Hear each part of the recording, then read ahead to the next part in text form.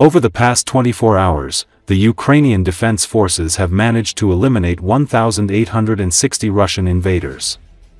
In addition, the armed forces of Ukraine have neutralized 17 tanks, 61 armored combat vehicles, and 122 artillery systems. The General Staff of the Armed Forces of Ukraine reports that 209 clashes were recorded over the past 24 hours. The Russian army carried out 98 airstrikes on the positions of Ukrainian units and settlements, dropping 157 guided bombs. Aviation, missile troops, and artillery of the defense forces struck 27 areas of personnel concentration, 8 artillery systems, 4 air defense systems, and 2 enemy UAV control points, General Staff says. The detailed report highlights the fierce engagements, airstrikes, and attacks, shedding light on the ongoing conflict between the Russian and Ukrainian forces. On the Kharkiv front, Russian forces attempted to breach Ukrainian defensive lines 6 times, targeting the areas of Vovchansk and Fyholivka. On the Kupiansk front, there were 26 Russian attacks. Ukrainian defenders repelled assaults near the settlements of Stepova Novoselivka and Zarizov and towards Petropavlivka, Pishchain, Nova Krylyakivka and Bohuslavka. On the Lyman front, Russian troops launched 32 attacks in attempts to break through near the settlements of Nadia, Kolodyazy, Mern and Yampolivka and towards Novoserhivka, Nov, Alhivka, Dranivka and Hryhorivka.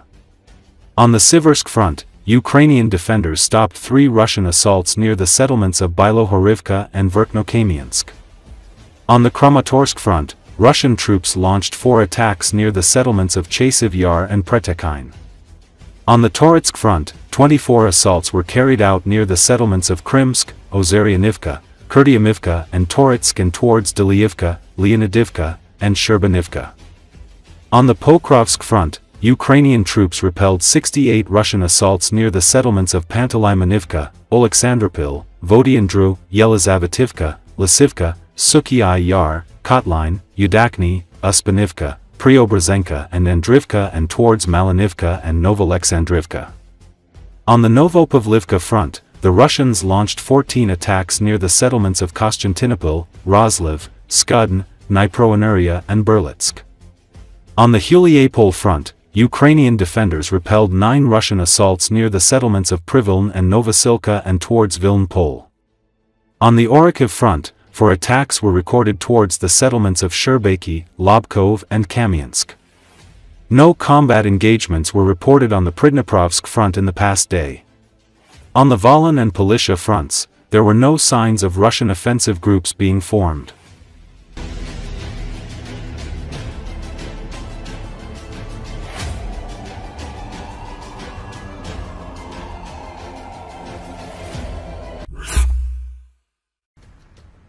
Poland is preparing for a potential war with Russia by launching adult military training courses that both men and women can join. Politico reports. It is specified that Warsaw currently spends more on defense than other NATO member states, 4.7% of GDP.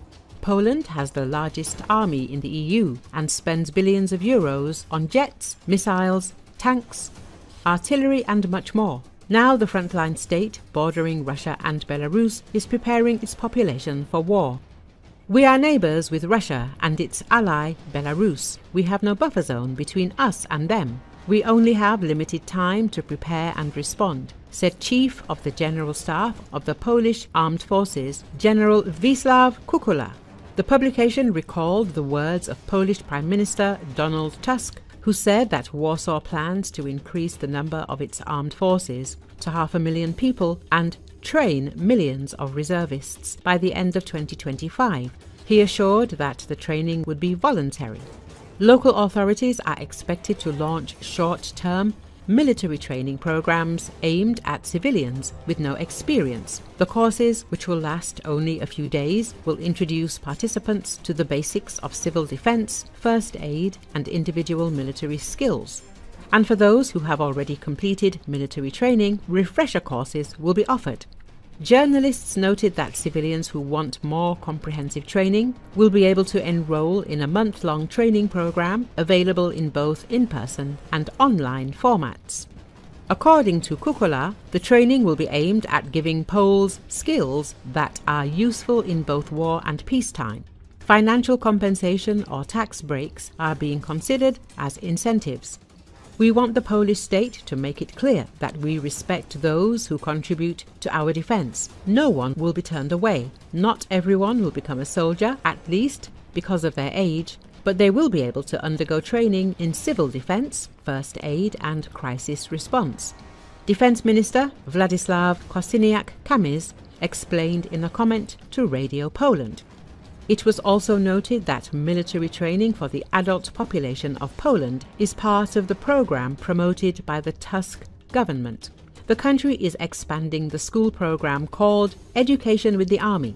According to the plan, physical education classes will include a civil defense component. Such a program will probably be launched in September. If we are ready, and if Russia knows that we are ready, then that will be a significant deterrent. In my opinion, it will be strong enough that Russia will not even start a conflict. Kukula added.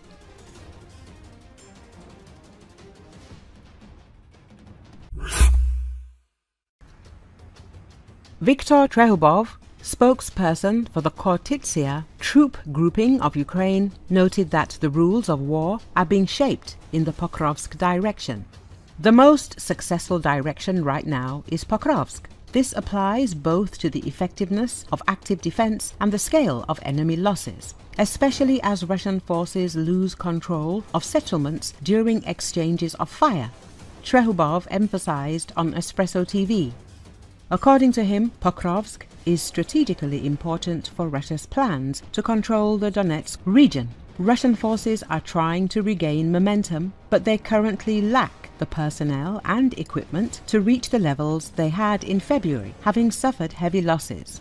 The experience in the Pokrovsk direction should be scaled up because an effective active defense line has been built here, especially through the coordination of UAVs, infantry and other units. This is where the rules of war are being set, shaping its course in the coming months and possibly years, Trehubov added.